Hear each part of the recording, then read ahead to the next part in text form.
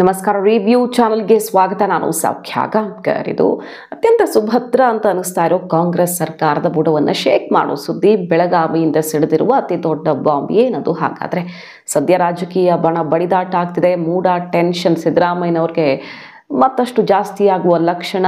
ಇಡಿ ಈ ಬಿಗ್ ಸ್ಟೆಪ್ಪಿಂದ ಇದೆಲ್ಲದರ ನಡುವೆ ತಯಾರಿಯೊಂದು ಆಗಿದೆಯಾ?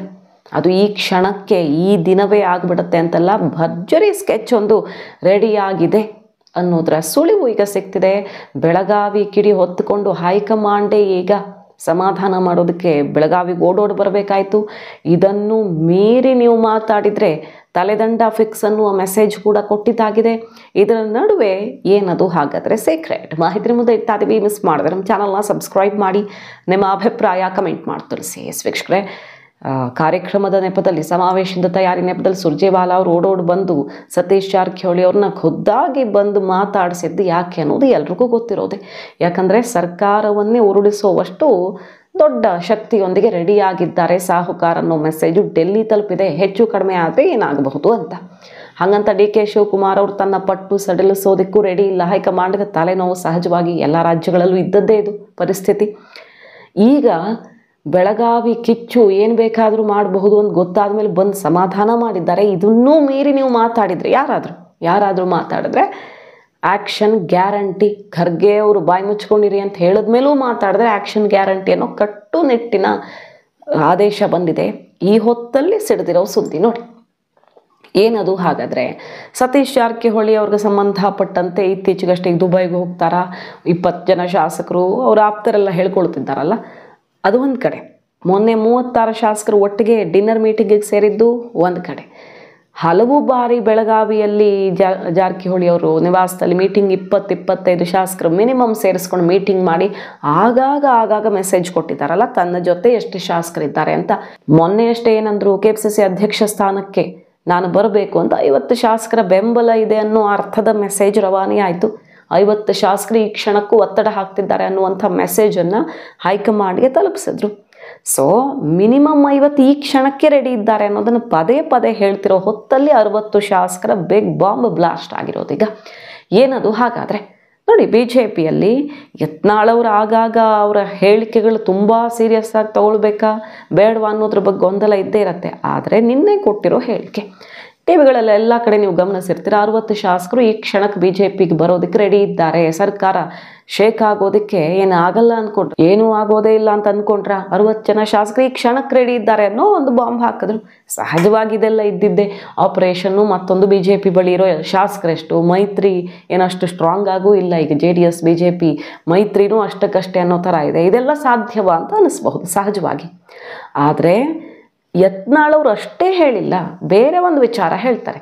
ಜಾರಕಿಹೊಳಿ ಸುತ್ತಿ ಈಗ ರಾಜಕಾರಣ ನಡೀತಿದೆ. ಅದು BJPಯಲ್ಲಿರೋ ಜಾರಕಿಹೊಳಿ ಇರಬಹುದು, ಕಾಂಗ್ರೆಸ್ನಲ್ಲಿರೋ ಜಾರಕಿಹೊಳಿ ಇರಬಹುದು ಅನ್ನೋದನ್ನು ಹೇಳ್ತಿದ್ದಾರೆ ಅವರು. ಕಾಂಗ್ರೆಸ್ನಲ್ಲಿ ಅಲ್ಲಿ ಸತೀಶ್ ಜಾರಕಿಹೊಳಿ ಅವರು ಸ್ಟ್ರಾಂಗ್ ಆಗಿದ್ದಾರೆ ಮತ್ತು ಅವರಿಗೆ ಸಿದ್ದರಾಮಯ್ಯನವರ ಸಂಪೂರ್ಣ ಆಶೀರ್ವಾದದೊಂದಿಗೆ ಇದೆಲ್ಲ ನಡೀತಿದೆ. ದುಬೈ ಟೂರು ಕೂಡ ಕಳೆದ ವರ್ಷ ಫಿಕ್ಸ್ ಆಗಿದ್ದೆ. ಮತ್ತು ಏನೇನು ಆ್ಯಕ್ಟಿವಿಟೀಸ್ ನಡೀತಿದೆಯೋ ಅದೆಲ್ಲ ಸಿದ್ದರಾಮಯ್ಯನವರ ಅಣತಿಯಂತೆ ನಡೀತಿರೋದು. ಇಲ್ಲಿ BJPಯಲ್ಲಿರೋ ರಮೇಶ್ ಜಾರಕಿಹೊಳಿ ಕೂಡ ಅಷ್ಟೇ ಸ್ಟ್ರಾಂಗ್ ಆಗಿದ್ದಾರೆ. ರಾಜಕೀಯದಲ್ಲಿ ಜಾರಕಿಹೊಳಿ ಫ್ಯಾಮಿಲಿ ಅಷ್ಟು ನಿರ್ಣಾಯಕವಾಗಿ ಇವತ್ತು ಬೆಳೆದು ನಿಂತಿದೆ. ಈ ಕ್ಷಣಕ್ಕೂ ರಮೇಶ್ ಜಾರಕಿಹೊಳಿ ರೆಡಿ ಇದ್ದಾರೆ 60 ಜನ ಕರ್ಕೊಂಡು ಬರೋದಕ್ಕೆ ಅಂತ. ಆ ಕಡೆ ಸತೀಶ್ ಜಾರಕಿಹೊಳಿ ಶಕ್ತಿಯಾಗಿ ಬೆಳೆದಾರೆ, ಈ ಕಡೆ ರಮೇಶ್ ಜಾರಕಿಹೊಳಿ ಶಕ್ತಿಯಾಗಿ ಬೆಳೆದಾರೆ. ಯಾಕೆ 17 ಮಂದಿ ತೊಗೊಂಡು ಬರೋದನ್ನು ಸಾಮಾನ್ಯ ಏನ್ರಿ? ನನಗೆ ಒಬ್ಬರು ಕಾಂಗ್ರೆಸ್ನ ಈಗ ಮಂತ್ರಿ ಅದಾರ, ಅವ್ರು ಹೇಳ್ತಿದ್ರು 17 ಮಂದಿ ಹೆಂಗೆ ಬರ್ತಾರೆ, ಹುಚ್ಚು ಹಿಡಿದೈತೆ ಗೌಡ್ರು ಆಗ್ತಿದ್ರು. ನನಗೆ 17 ಮಂದಿ ತಂದರು. ಈಗೂ 60 ಮಂದಿ ತಯಾರದಾರ. 60 ಮಂದಿ ರೆಡಿ, ಅಟೆನ್ಷನ್ ಆತರ. ಆದರೂ ನಾವು ದೇವರಾಣೆ ಮಾಡಿ ಹೇಳ್ತೀನಿ, ನಮ್ಗೆ ಅದರ ಇಚ್ಛೆ ಇಲ್ಲ. ಯಾಕಂದ್ರೆ BJPಯ ಇದು ಹೋದ ವರ್ಷನೇ ದುಬೈಗೆ ಹೋಗುವಂಥ ಕಾರ್ಯಕ್ರಮ ಇತ್ತು. ಬೆಳಗಾವಿ ಶಾಸಕರಲ್ಲ, ನೇರವಾಗಿ ಹೇಳ್ಬೇಕಂದ್ರೆ ಸತೀಶ್ ಜಾರಕಿಹೊಳಿಯವರ ಬೆಂಬಲಿಗರು.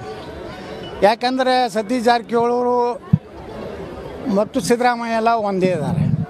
ಅದು ಸಿದ್ದರಾಮಯ್ಯನವರ ನಿರ್ದೇಶನದಂತೆಯೇ ಎಲ್ಲ ನಡೆದಿರ್ತದೆ. ರಮೇಶ್ ಜಾರಕಿಹೊಳಿ ಅವರ ವರಸೆ ನೋಡಿ, ಸಿದ್ದರಾಮಯ್ಯನವರನ್ನ ಹಾಡಿ ಹೊಗಳ್ತಿದ್ದಾರೆ. ಸಿದ್ದರಾಮಯ್ಯನವರ ಗ್ಯಾರಂಟಿ ಅನುಷ್ಠಾನದ ವಿಚಾರದಲ್ಲಿ ಬಹುಪರಾಕ್ ಅಂತಿರೋದಿರಬಹುದು, ಜಾತಿ ಗಣತಿಗೆ ಜೈ ಅಂತಿದ್ದಾರೆ.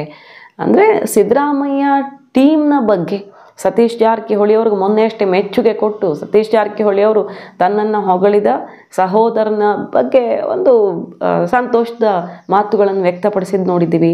ಮತ್ತು ಲಕ್ಷ್ಮೀ ಹೆಬ್ಬಾಳ್ಕರ್ ವಿರುದ್ಧ ಬೆಳಗಾವಿ ಕಾಂಗ್ರೆಸ್ ಕಚೇರಿಗೆ ಸಂಬಂಧಪಟ್ಟಂತೆ CLP ಮೀಟಿಂಗಲ್ಲೇ ಜಟಾಪಟಿ ಆದಾಗ ರಮೇಶ್ ಜಾರಕಿಹೊಳಿ ಈ ಭೂಮಿಯನ್ನು ಕಾಂಗ್ರೆಸ್ನಲ್ಲಿದ್ದಾಗ ಕೊಡಿಸಿದ್ದು ಅನ್ನೋದನ್ನು ಗಟ್ಟಿ ಧ್ವನಿಯಲ್ಲಿ ಹೇಳಿದ್ದು, ಅದಕ್ಕೆ ರಮೇಶ್ ಜಾರಕಿಹೊಳಿ ಅವರ ರಿಯಾಕ್ಷನ್ನು. ಸೊ ಮೀಡಿಯಾ ಮುಂದೆ ಬಹಿರಂಗವಾಗಿ ಅಣ್ಣ ತಮ್ಮಂದರು ಬೆನ್ನು ತಟ್ಕೊಳ್ತಿದ್ದಾರೆ. ಯತ್ನಾಳ್ ಅವರು ಹೇಳ್ತಿದ್ದಾರೆ, ಈ ಕ್ಷಣಕ್ಕೆ 60 ಜನ ಶಾಸಕರನ್ನು ಕರ್ಕೊಂಡು ಬರೋದಕ್ಕೆ ರಮೇಶ್ ಜಾರಕಿಹೊಳಿ ರೆಡಿ ಇದ್ದಾರೆ ಅಂತ.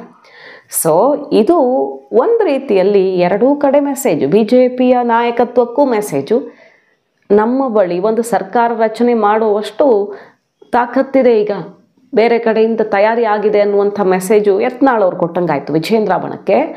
ಮತ್ತೊಂದು ಕಡೆ ಕಾಂಗ್ರೆಸ್ನಲ್ಲಿ ಸತೀಶ್ ಜಾರಕಿಹೊಳಿ ಅವರು, ನನಗೆ ಆಪ್ಷನ್ ಎಲ್ಲಿ ದಾರಿ ಓಪನ್ ಇದೆ, ನನಗೆ ದಾರಿ ಈ ರೀತಿ ಓಪನ್ ಆಗಿದೆ.